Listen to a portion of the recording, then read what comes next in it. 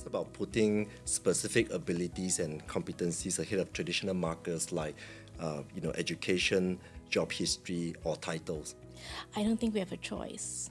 Oh, really? The labor market is so tight right now that if we don't, start embarking on this before it hits a critical juncture where they really, have no choice but to do it.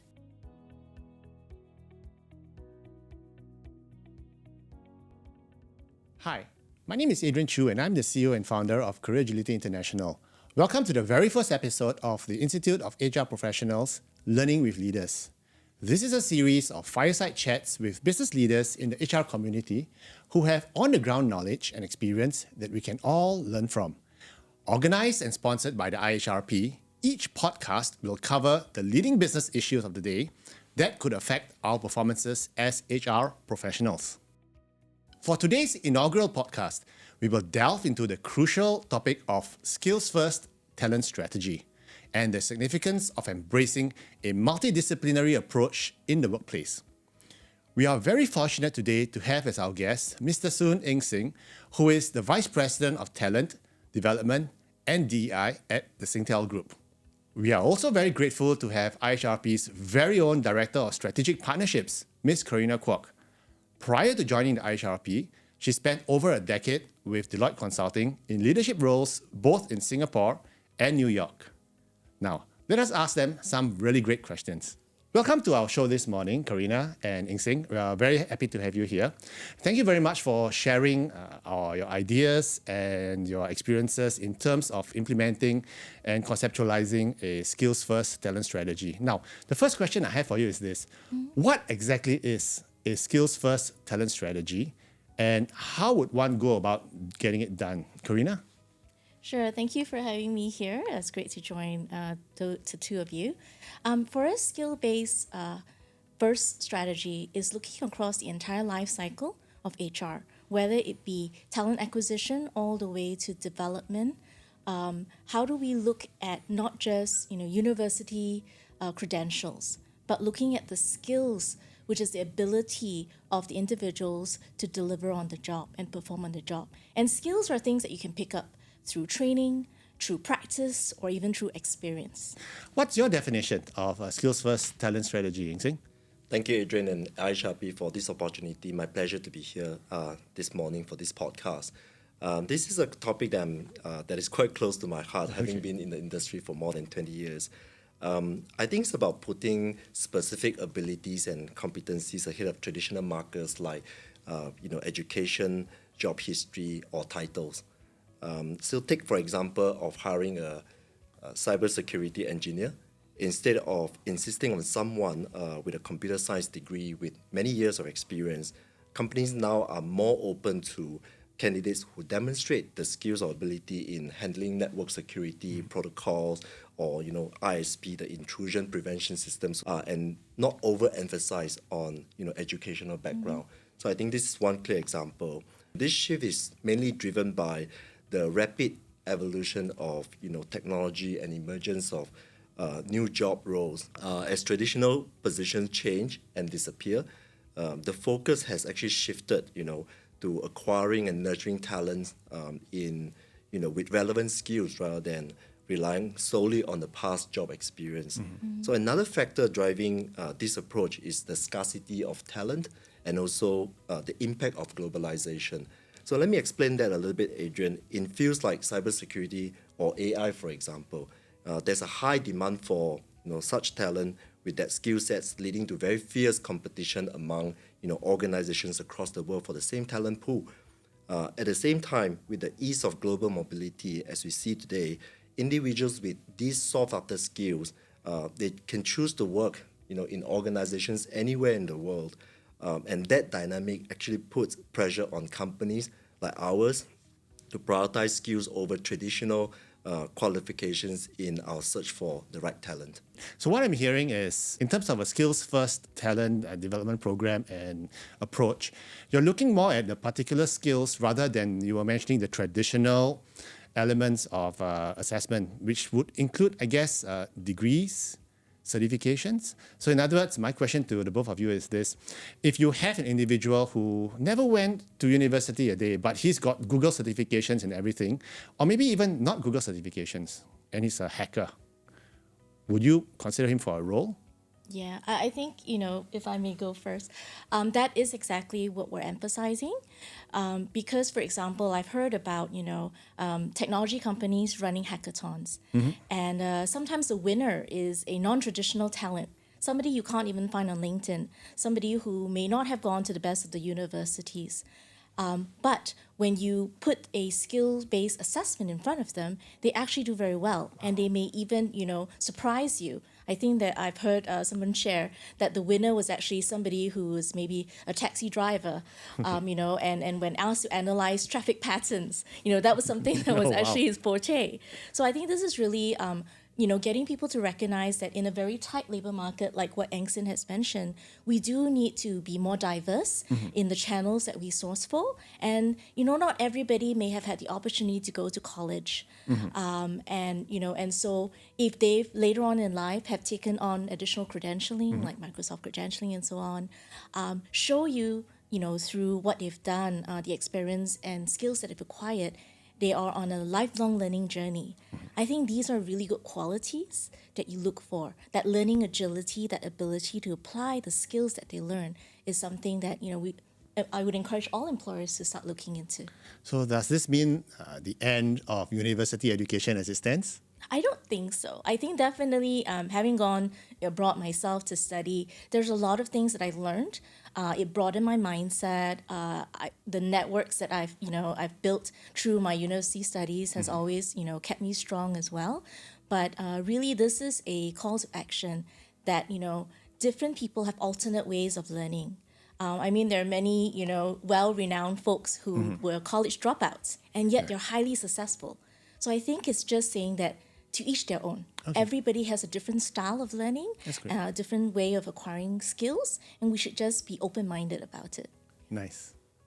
Any comments on that? I think we have to be open-minded about it. And we have seen many past successful cases where people who do not have an IT degree, building on the examples that Karina mentioned just now, become very successful in, technical or technological work. So, for example, in Singtel, we have employees who have non-IT degrees or come from a different background, and they are very successful, going through some career conversion schemes and on-the-job training, have successfully pivoted their career to become IT engineers or RPA engineers, or doing work in areas like data visualization, for example.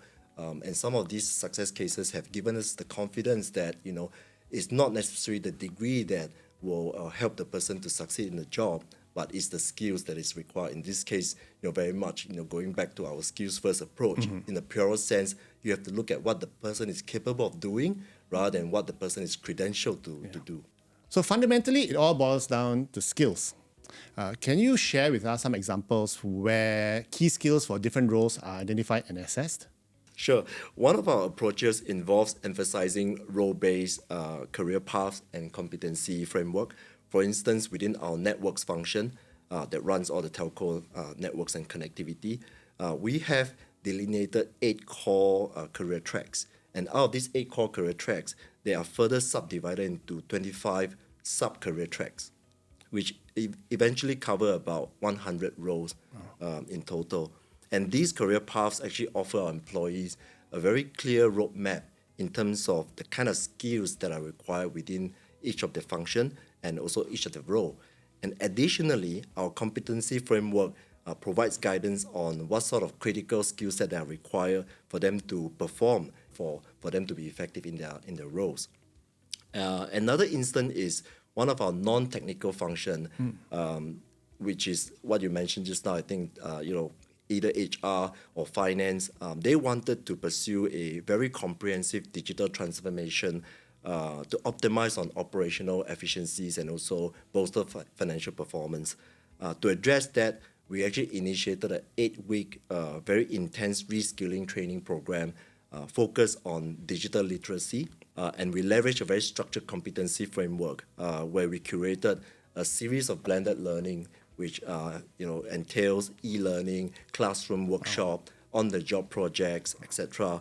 And as a result, that the people who have gone through that intensive training program, they have been successful in transition into roles such as RPA, or robotic process automation, data analytics, and data visualization kind of tasks which they will never be able to perform before, but through the on-the-job, very intensive training, they are able to do so. So I think these are some examples that we are seeing in companies nowadays, and we are a lot more open to helping people to either convert or taking fresh talent from the market who have the skill set but may not have the traditional metrics which we talked about earlier on. So basically, what you're looking for is very multi-skilled type of individuals. They are not just good at one area, I guess, but into several areas, which allows them to pivot into other roles. Do you have a viewpoint, Karina, on multi-skilled individuals, and is there a place for them in the workforce now? Are they more treasured, or is it something that we should all aspire to be? Thank you for that. I think for a skills-first approach to the workplace, we do want to signal to the employees that the more skills that you take up, the more fungible in a way you are, the more agile you are. Because honestly, with the rapid pace of technology that's impacting the workplace, I find it hard pressed to even say what role will exist in the next 5 years. Yeah. So I would, really encourage employees and even employers to be open-minded about the fact that new roles will come about. For example, prompt engineering, right, with the rise of Gen AI. These are new skills that I think will serve you well, regardless of, today or in the future. And so with the right mindset of, acquiring new skills, the employers on their side needs to value it. Right now, I even see with my IHRP master professionals, many of them are taking on additional portfolios. It perhaps started with, CHRO and sustainability officer. I've seen more and more take on maybe even the technology portfolio. A few have started taking on corporate services role as well as COO roles. Because I think there's the understanding that in this day and age, for us to look at a future-ready workforce, everything is super integrated. So if you don't actually have, multi-pronged, skill sets or even the ability to understand and grasp it, you will potentially be left behind. So I guess what you're saying is to be skills agile, Yes. pick up as many things that may not be related to your core area, but could be adjacent. And instead of being a jack of all trades, master of none, you'll be a jack of all trades, master of some. I do think you need to deepen it because, sometimes people do get a little bit overwhelmed by what's out there and they start taking a lot of courses. Yeah, but they're so, I guess, skimming the surface in all the knowledge that they're building. I think it does take time to deepen it a little bit. As we mentioned, to master a skill, you actually need the knowledge and the training. You need the practice, and that's really important. And then the experience. So, to truly say that you're embracing a skills-first mindset, it's just not, a race to take as many courses as you can. Do take the time to digest what you've learned and apply it. That's really the key word. And you brought up a very good point because I see a lot of people online, almost every other week, they would post a certificate which they took up. And you look at it, you wonder, you may have 8 certificates in the past 3 months, but how good are you at them? Have you even had time to deepen, like what you said? So that's a really good point about picking up the skills and practicing and gaining mastery of it. So Eng-Sing, what practical challenges have you faced, even as you were implementing a skills-based talent development program? And how do you overcome those? Well, there's a prevailing misunderstanding and a level of anxiety in the market about skills-first approach. It's what I call the triple worries. Employees are worried about not having the relevant skills. Management are worried about not being able to attract the right talent and keep them and upkeep their skill set. Organizations are worried about not having the right capacity and capabilities to create a competitive advantage. But I think worrying about these worries won't help. Okay. First and foremost, I think we need to foster a non-binary mindset to our approach in skills first. It's not about choosing between A or B, but rather A and B and possibly C. Say, for example, if I have 200 people to hire this year, I think it's okay to hire 130 of them through traditional means, or approach to get quickly to the market the type of talent that I want. And then it's okay to hire 50 of them through skills first. And perhaps another 30 of them who are young people whom we can train on the job, who don't quite have the right skills and knowledge yet for the organizations, but with some investment in training, we can prepare them for the right jobs and the right roles. So what I'm hearing is it does not need to be an all or nothing dogmatic approach. You can actually mix and match that some part of your talent acquisition strategy would be on skills first, and the rest of it could be on traditional, but the whole idea is to get the best talent out of the market. Absolutely, Adrian. I think the ability for organizations in today's context to adopt some of these new ways of hiring, retaining their employees, and developing their employees are quite important. The ability for organizations to flex in hiring and training is key to make skills first and any other strategies effective in today's organization. I'd like to add to that. We actually published a skills-based hiring playbook with IMDA and SG Tech last year. And one of the findings, and this is echoed in a Deloitte survey as well, that the biggest barrier to a skills-based, skills-first workplace strategy is really the mindset. I mean, as many as I think 46%, based on some of the survey that we did, indicated that that's the biggest barrier. Could I inquire the mindset of the employees or the mindset of HR or the mindset of the leadership or all of the above? I think it's all of the above, because I think taking a skills-first hiring approach, for example, does take time, because even in your job description, you have to work with the hiring manager to break down what is the skills required for the job. And that takes a little bit of thoughtfulness. You can't just churn out the JD. The other thing that you need to look at is then how, once you've got the job description already, focus on skills, when you get CVs, how do you screen for the skills? How do you then, when interviewers come in, how do you provide them with assessment base that's honing on the skills?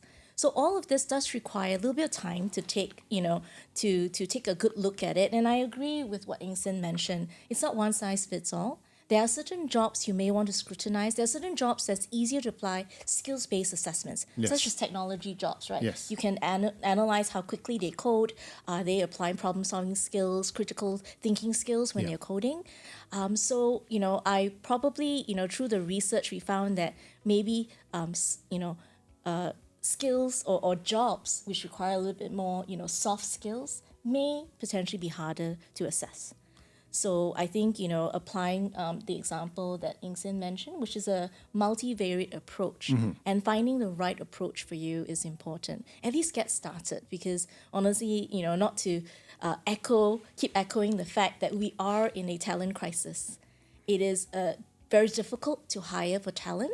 And if we continue to go with the traditional methods of just looking at qualifications and school credentials and so on, it may limit our choices in identifying the right talent. Yeah. I think a lot of companies and HR professionals are over worried about their legacy systems and their ability to sort of switch to this skills first approach. I think my suggestion is to start small and, to Karina's point earlier on, to really focus on targeted areas where you can get quick wins in terms of applying this skills first approach, and also in combination with some of the other approaches that you currently have in talent acquisitions and retention. And on that note, my other question is, how does this affect the organization when it tries to balance a skills first approach with DEI? For instance, if an organization has a need for a skill that's really rare in the market, do you employ the one person who has the particular skill which is needed? Or maybe perhaps, to fulfill a DEI requirement, someone else who is maybe less skilled, but will check the box. Does it affect it? I think this question suggests a potential conflict between, prioritizing specific skills to meet business needs, at the same time ensuring fairness, equity, and inclusivity in the way we, acquire talent. But I think it's important to recognize that this issue isn't unique to skills first. Even in traditional hiring based on academic qualification, there's often a disparity, such as there's a higher proportion of male students in STEM studies in our local university as well as globally, and that concentration actually leads to a pretty big gender imbalance, which we have been experiencing in the past, in the tech sector as well as the non-tech sector. So in fact, if you think about it, by promoting skills first, we are actually adding more inclusion into talent pool that are non-traditional to the tech sector, or people who have never thought of getting a job in tech. Now they are able to be considered because they have the skills. They may not have the degree, but they have something that they can offer to the organizations. So I think this is a good progress. But to address the concern on DEI, I think organization can adopt a more broad-based DEI principles, which will guide them in the ways they hire, select candidates, as well as conducting their internal assessment when it comes to skills evaluation, and how people perform and how people get opportunities to develop further their skill set in the organizations. And these can be managed by a more broad-based DEI principles that will provide that fairness and that inclusion to employees at large. I think for me, it complements diversity because, as you mentioned, we're looking at non-traditional source pool of candidates. However, be mindful that when you do create assessment, your assessment is scrutinized to make sure it doesn't accidentally or inadvertently build in inherent biases in. I think that's really what we need to be more mindful of. Since we're talking about skills-based, not just in terms of hiring, but in terms of skills-first talent development, how has this approach altered the way that your organization approaches L&D? And how do you ensure that individuals have access to all the training modules? For example, if I was a programmer, but I wanted to focus on skills that are not really in the programming field, but maybe in operations, how does your organization approach something like that? We actually foster a culture of continuous learning where employees are encouraged to, and they're supported to acquire new skills throughout their career. And this includes providing time and resources to help them learn, and also activities that will help them to self-direct, to conduct self-direct learning. And we also recognize and reward employees who do this, to upgrade themselves and upgrade their skills on the go. And our focus is not just on tech-related topics. We also focus on things like soft skills and leadership skills that are quite holistic, if you think about it, and it's vital for their overall development over the long term. And we do adopt a multi-modality approach in L&D as well, where our employees have access to training in various means, whether it's classroom learning, virtual workshops, on-the-job learning, and e-learning. So, and on top of that, every year we also organize a month-long learning fiesta to rally our employees to, put learning as their priority. And this year, I'm happy to share that we'll be celebrating, 17 years or 17th anniversary of our learning fiesta, which usually comes with lots of workshops, webinars, career coaching, leadership sessions, and even games. So I think all these activities help our employee to learn.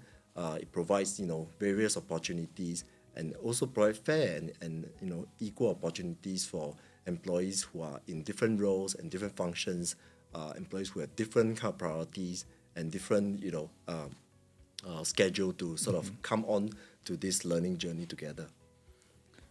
So I have another question for Karina. How would an organization then measure the effectiveness of a skills-first policy in terms of maybe against retention, engagement, or even in terms of productivity? Sure. I think, we recently ran a survey about 300 people when we were producing our job skills report that was published just, a few months ago. And we asked respondents, what benefits do they see when they apply a skills first, in this case, talent acquisition approach. They actually highlighted that, one of the key things that they saw was an improvement in the productivity for new hires. Wow. Because they're hired by skills, they actually have the skills to do the job. So when they when they come in and join the company on day one, they're hitting the ground running. The other thing that, some of the case studies that we uncovered in our playbook on skills-based hiring, what the companies are sharing is that they've also seen an increase, in the retention rate. Wow. Because employees feel that, they are being valued for the skills that they bring to the table. They are being invested on to upskill themselves. And in some cases, if you kind of introduce skills first into your entire life cycle, from acquisition all the way to performance management and even compensation rewards, employees are actually further rewarded for taking up new skills. So this is actually, what we encourage employers to look at, a very holistic, view of the whole skills first workplace approach, which is to look at not only how do you hire people to identify that they've got the skills to do the job, continue to nurture them and build on their skills, give them opportunities to upskill, and then through that, rewarding them through performance appraisal, looking at compensation-based skills. I think that's really, something to further explore. I feel we're still pretty nascent in this exploration, so there's a lot more opportunities out there for companies to take this on board. And as Eng-Sing mentioned, let's pilot it, let's take little steps, but, don't not go into it because it sounds very complex. How about yourself, Eng-Sing? Well, currently our skills audit comes in many forms, like what Karina mentioned, I think from training evaluation to annual skills assessment by the line managers, all the way to final performance appraisal, which will appraise our employees on how effective they have delivered the outcomes. While these have been the measures, we are also transitioning to a more robust job architecture model where we will map out for each job profile the skills that are required to perform the job effectively. So this is a very comprehensive undertaking on our part, and the skills that are going to be, we're going to grade the skills based on proficiency level for each of the job families, and each job comes with a range of, let's say, 12 to 20 skills with a mix of technical, business, and leadership skills. So we believe by having this comprehensive job architecture, and if we can couple it with a tech platform to help manage and to help manage the skills mapping and assessment, this will help us to scale this skills first approach throughout the organizations more effectively, and also to maintain a level of effectiveness in the way we manage and execute our skills first strategy going forward. That sounds like a lot of work, though. Yes, it's keeping us up at night. But I guess the outcomes are definitely worth the effort you put in, right? Because it's Absolutely, sustainable. yeah. I don't think we have a choice. Oh, really? The labor market is so tight right now that if we don't, start embarking on this before it's super urgent, I think, it really benefits, organizations to start exploring this while they have that luxury of pacing themselves before it hits a critical juncture where they really, have no choice but to do it. Yeah. Yeah, I can't agree more with Karina. I think, things like job architecture help us to take inventory, we understand where the demands are, where the supplies are, and how we can actually facilitate, whether it's through skill acquisition or skill development, to have sufficient skill to help our business to grow forward.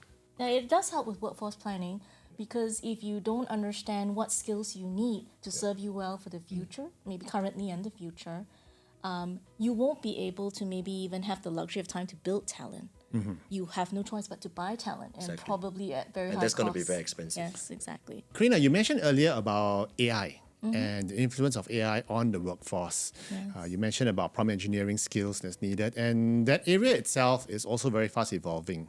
How does the impact of AI affect the overall strategy for a skills-first talent approach? I think with technology, you are able to analyze a lot of data. So I think, I can only imagine how complex it is for Singtel to go about building that skills architecture, assessing, there are thousands of employees on this, and it really can't be done without technology. So I feel we're really at a good spot where we have the means for affordable technology to help us analyze all of this data. But that really means that in the HR function and so on, we need to evolve to the next level, looking, machines can do the data analysis for us, but where we need to spend our time on is looking at the data insights that the machine is providing us, and then moving forward to evidence-based decision making. That is a skill, some people call it competency, but very, very necessary, because the luxury of having the machine AI and Gen AI be able to produce things really literally, you go into ChatGPT, you type in something, I'm amazed, in a few seconds, it really lists out, a whole myriad of information. But how much of it is true, right? How much do I have to apply looking at, the information and making sure, it's not AI hallucination, it's data backed. I need to explore a little bit more rather than taking the output directly. These are the critical thinking, problem solving, evidence-based decision-making skills that I feel, we should evolve to and we should challenge ourselves to take up moving forward. How about yourself, Eng-Sing? Yeah, just to add to what Karina said, I think AI and data analytics are definitely going to add more insights into our skills assessment in terms of gap analysis, skills identification and all that. In fact, advanced data analytics are going to get us better trend analysis and also forecasting of the skill demand, market dynamics, and also, with all the technological advancements, we can predict what kind of skill sets are going to be more important and more crucial for the organization to develop going forward. I think better data analytics also will enable some personalized learning for our employees. Yeah, that's important. And we can come up with more customized and personalized learning pathways for our employees. And on the organizational front, I would say, in terms of performance monitoring and optimizing talent management, data and AI is going to help tremendously in the way we manage all those as well. So overall, I think AI and data analytics, will serve as a win-win-win tool, if you might, benefiting employees, management, and organization as a whole. So it's basically a very powerful tool which you can use to leverage off the reams and gigabytes of data that's going to come out. So I think that's wonderful. As HR leaders in your field, how do you envision the field of HR evolving? And especially for organizations that want to adopt a skills-first approach, what advice will you give them? I think as business evolves, so too will talent management. We'll all transition towards a more agile, data-driven and skills-focused approach. When we come to a skills-first approach, I think it's important to consider a few key factors, Adrian. One is to really ensure that your skills-first, talent strategy is closely aligned with the business objectives and your long-term goals. Two is, I think, to invest in, skills assessment tools. We talk about AI and data analytics just now. There are many tech tools that are out there that can help organizations to be more accurate in terms of, identifying skill gaps, development needs within their workforce. I think, companies should invest more heavily in having tools like that. Number three, I think, is to promote a culture of continuous learning, which I talked about just now. I think skill development is an ongoing journey. There's no end point in my view, and it's going to only get more intensified going forward in terms of helping our workforce to stay relevant. So I think this culture of ongoing, learning is crucial in my view. The fourth one I would say is to embrace technology as much as possible. Many of the talent management processes today, I'm sorry to say this, I'm in the industry, I'm still seeing a lot of manual processes done by either our own staff or some of our HR counterparts in the industry. I think, in order to stay ahead of the curve in this very rapid, changing, landscape for the business and technological advances, we need to adopt more technology to help us to scale our HR processes, to streamline and to be more efficient in the way we manage this strategy. Last but not least, I would say this is going to be a ongoing process.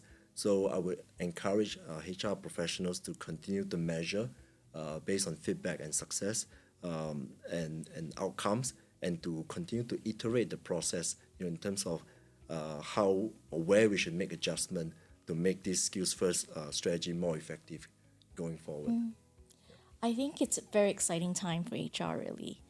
We're just currently, working with a consultant on refreshing our body of competencies. So a lot of these elements like skills first approach, looking at evidence-based data, and decision making. These are all things that we are definitely highlighting and emphasizing. It's exciting and potentially maybe a little scary for HR because there's a lot of complexity that's being introduced into the workplace, and HR sometimes is being asked, how are you going to take this forward? How are you aligning a strategy? How are you engaging your employees? So while it's exciting, I think, don't worry. It can be overwhelming for HR, but don't worry. I think, take it one step at a time. I think most critical is the mindset and the open mindset to learn. All of us are in the same boat, right? I mean, a year ago, I didn't even know how to use prompts for ChatGPT. So I would just suggest to people, to HR practitioners out there, take your first step, learn, keep your eyes peeled, keep your eyes posted on what's happening on the ground, and invest in your own learning. And that's really what, our body competency, our skill badges, in IHRP is set up to do. It is to help provide the means and the resources to the HR community out there for you to, get on board, learn together. And I think having that peer support, IHRP support, your company support is really helpful for you to take that journey. This may sound like a cliche, but what doesn't kill you only makes you stronger. So, what I'm hearing is basically the benefits of a skills first talent approach. And what I'm also hearing is that it's not about the destination, it's a lot about the journey itself, because that's when the rubber hits the road, and that's where an agile HR practitioner like yourselves and like our viewers out there will come into play and bring value to the organization. So thank you very much for your time today, Karina and Eng-Sing. We really appreciate it. And especially with the sharing that you've done, I think it's benefited a lot of our viewers out there. So if you have any other questions regarding skills-based, skills-first approach, please feel free to reach out to IHRP. I understand that they have a lot of programs, they have a lot of resources as well. You do not need to be an HR practitioner to be able to understand and apply these principles. Even if you're a business leader, I think these are very important ideas to have. So thank you very much for your time, our dear guests, and thank you very much for your time, our listeners as well. And if there's anything you need to know, as I said earlier, just approach IHRP. Once again, my name is Adrian, and I'm the CEO and founder of Career Agility International. And if you have any other questions, please feel free to reach out. Have a great one.